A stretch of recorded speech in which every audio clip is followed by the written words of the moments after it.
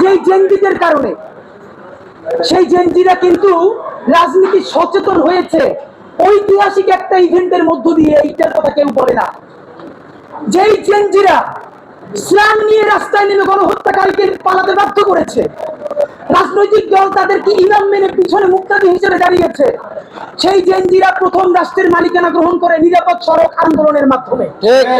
সেই নিরাপদ সড়ক আন্দোলনে প্রাইভেট বিশ্ববিদ্যালয়, পাবলিক বিশ্ববিদ্যালয় 6, 7, 8, 9 এর বাচ্চারা, তাদের বাবারা মায়েরা খাবার নিয়ে রাজপথে নেমেছিল।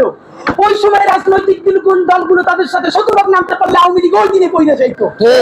আমাদের নিরাপদ সড়ক আন্দোলনে আমাদের বাচ্চাগুলো কিভাবে রক্তাক্ত হয়েছে, কিন্তু এই রক্তাক্ত হওয়ার মধ্য দিয়ে তারা প্রথম এই এস্টাবলিশমেন্টকে, ফ্যাসিবাদকে গালি দেওয়া শিখেছে। তারই চূড়ান্ত পরিণতিতে মাত্র 5 বছরের মধ্যে আমরা হাসিনাকে পালাতে বাধ্য করতে পেরেছি। আপনারা নিরাপদ সড়ক আন্দোলনের কথাটাও বললেন না। সুতরাং প্রধান উপদেষ্টা মহোদয়, আপনাকে বিনীত অনুরোধ করি, এইটা কোরআন না বা বাইবেল না যে কোনোভাবে সংস্কার করা যাবে না।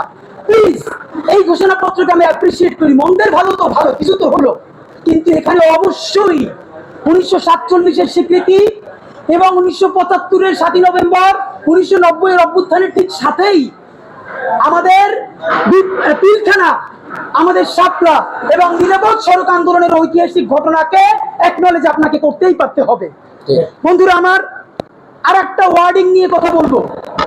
এই ঘোষণাপত্রের মধ্যে বলেছে হাসিনাকে পালিয়ে যেতে বাধ্য করা হয়। হাসিনা পালিয়ে যেতে বাধ্য হয় না, আমরা হাসিনার পতন ঘটিয়েছি বলতে হবে। ফ্যাসিবাদী হাসিনার পতন হয়। পালিয়ে যেতে বাধ্য করা হয়, কোনো প্যাসিভ কথা বলা যাবে না। এখানে অ্যাক্টিভ, আমরা অ্যাক্টিভ মুডে ছিলাম, এখানে কোনো প্যাসিভ ভয়েস নাই। বলবেন যে অগণিত পুরো ছাত্র জনতার শক্তি তার পতন ঘটিয়েছে এবং সেই পতনের ফলে সে ভারতে পালিয়ে যেতে বাধ্য হয়।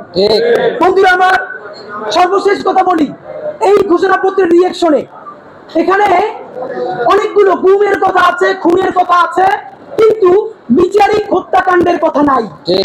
অথচ এই ফ্যাসিবাদ যেটা করেছে, বাংলাদেশের বিচার কাঠামোকে জাহান্নামে পাঠিয়ে দিয়েছে। এর মানে কি এইটা যে বিচারিক হত্যাকাণ্ড বললে জামাতের যে নেতাদের ফাঁসি হয়েছে তারা যদি একটা অ্যাডভান্টেজ পেয়ে যায় কিনা? আপনারা কি সে ভয় থেকে বিচারক হত্যাকাণ্ডের কথা বলেন নাই? প্লিজ, এটা আপনাদেরকে বন্ধ করতে হবে।